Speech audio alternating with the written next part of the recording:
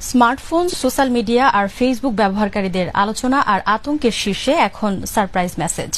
শুভেচ্ছা এই মেসেজের লিঙ্কে ক্লিক করা মাত্রই চলে যেতে পারে অনেক গুরুত্বপূর্ণ তথ্য হ্যাকারদের হাতে। বিশেষজ্ঞরা বলছেন এতে সাবধান থাকা ভালো। মোবাল্লিক করিমের রিপোর্ট। হয়তো এরই মধ্যে ফোনে চলে এসেছে শুভেচ্ছা বার্তা, হয়তো আগ্রহবশত ক্লিকও করে ফেলেছে অনেক ব্যবহারকারী। আসছে পরিচিত জনের কাছ থেকে লিঙ্কে লেখা সারপ্রাইজ মেসেজ। এই মেসেজের মাধ্যমেই মূলত ভাইরাসযুক্ত লিঙ্ক ফেসবুকে ছড়িয়েছে হোয়াটসঅ্যাপেও।